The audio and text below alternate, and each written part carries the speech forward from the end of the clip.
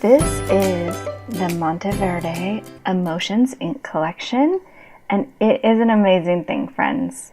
When this box came in the mail, I was so excited. This is such a beautiful box of ink, I cannot even tell you.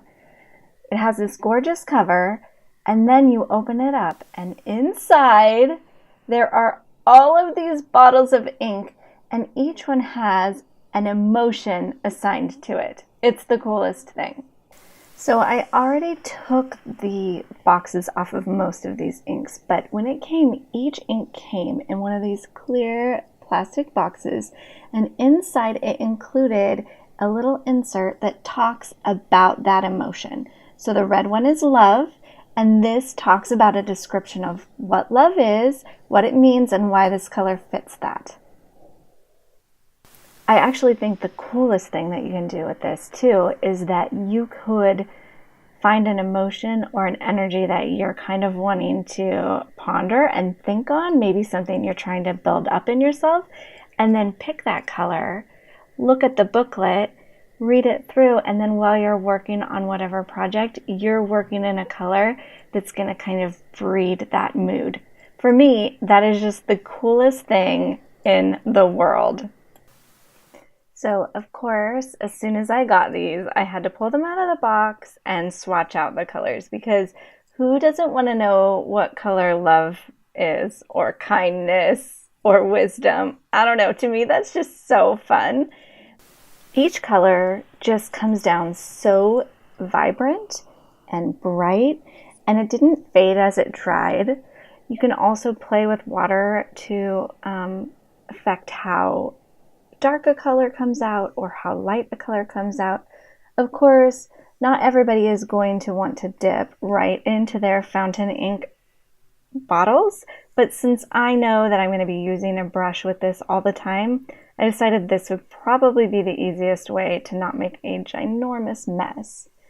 If you notice, as I paint, it's very blendy, it's very smooth. Ink has such a different feel than watercolor, which is my usual medium, and I'm kind of falling in love with it. It is really, really fun to work with, friends. When it's all said and done, we end up with this vibrant, vibrant rainbow of beautiful, unique colors. Some of the colors took me by surprise, actually, for what they looked like on the page, but then it just made sense. Joy made sense. Wisdom made sense. I don't know. I was truly feeling it with this set of inks. So, seeing as it is almost the end of October and almost the beginning of November, I had to just choose gratitude for our color for the project that I'm going to show you today. Now, let me tell you right now, if you have ink all over your hands, you're in good company, because that happened to me pretty much right away. So what we're going to do is we're going to take a water brush. I have this water brush here that I got from Pentel. It's a fine point water brush. And I'm going to start by just cleaning it off on this paper because it is still dirty from my last project. Then we're just going to test it out with the ink on a piece of scratch paper to kind of get a feel for what it's going to be like coming off of the brush before we start our actual design. If you add water, you'll see that it gets lighter. That's kind of a fun feature that you can play with this ink. So the notebook that I'm using here is a notebook from Canson. It's a watercolor notebook, and what I like about it is that everything's bound together, so all of my projects stay together. It's 140 pounds, so the paper is nice and thick.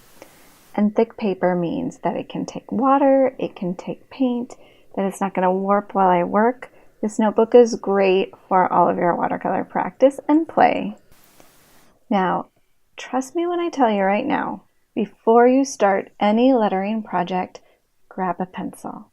I just use a simple mechanical pencil, and the reason I do that is because it never fails. I always start and need to fix a problem. Right here, my G and my R are way too big. They're never going to fit a whole gratitude on the page. Because I used pencil, it gives me the opportunity to erase and start again.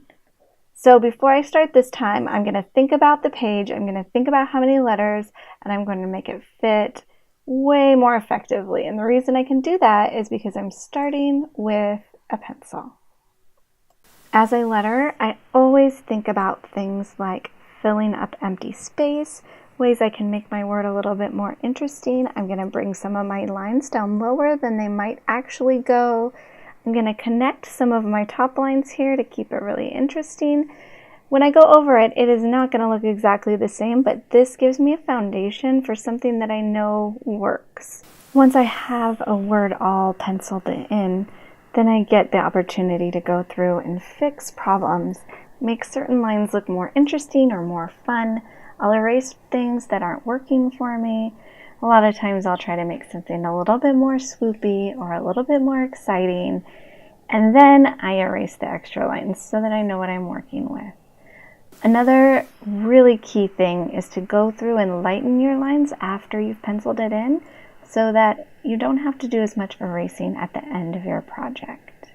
Now, looking at this, I'm telling you right now, I knew it needed something more, so I'm changing that G to give it just a little bit more pizzazz. The beauty of pencil is that you can keep going in and change it over and over and over until you know it's exactly what you want. It saves a ton of heartbreak.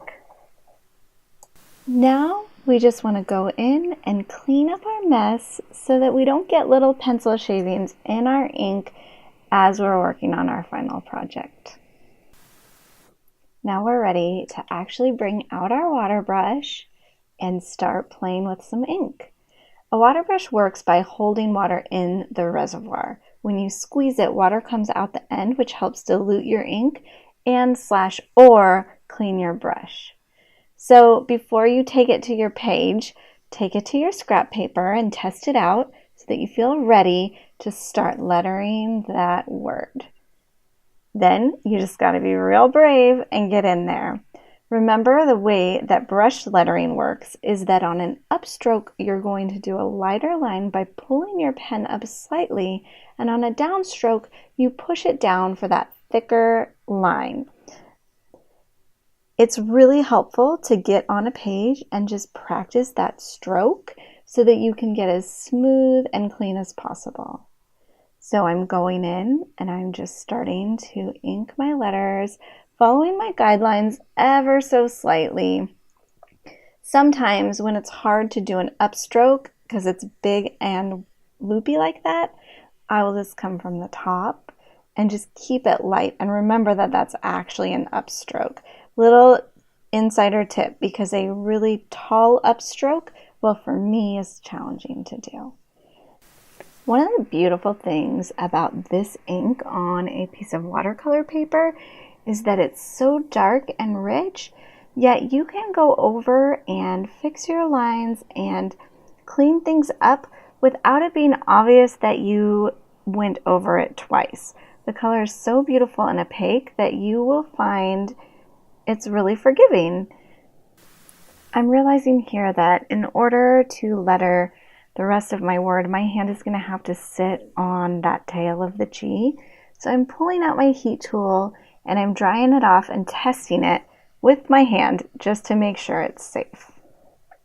Now we're just going to go in and we're going to keep lettering this word one letter at a time. It's really helpful to pick up your pen in between letters or in between strokes, readjust the position of your hand.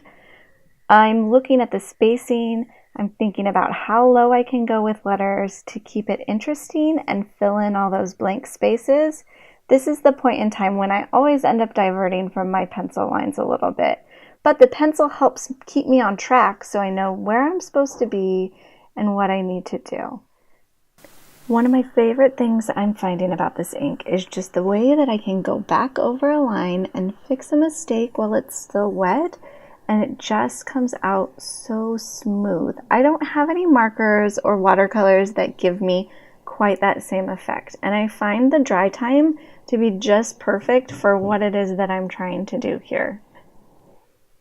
Once again, I'm running into a place where I know that I'm going to have to put my hand on the word, so out we come with the drying tool again.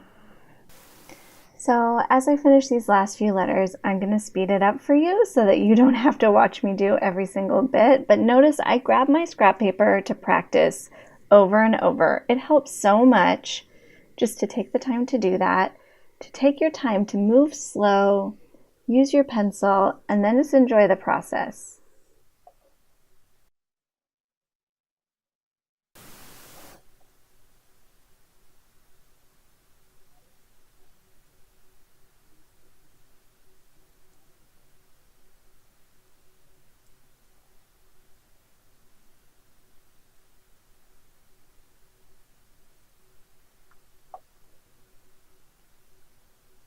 There we go, just a few final details, and now it's time to dot that little I. I think we're going to do a heart.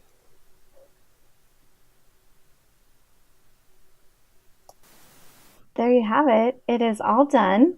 Now we just need to pull out our pencil and erase those lines. Make sure that that ink is not still wet because you will definitely regret smearing your beautiful work. What I love about this project is that it could easily be translated as so many things. You could have a card, you could do some wall art, you could make little place settings for your friends. There's so many things to do, and ink gives us a new, fun way to play with lettering that I'd never tried before. I absolutely love how it turned out. I love the little edges. I love the way that it played on my page. And I honestly cannot wait to keep playing with this beautiful, beautiful ink.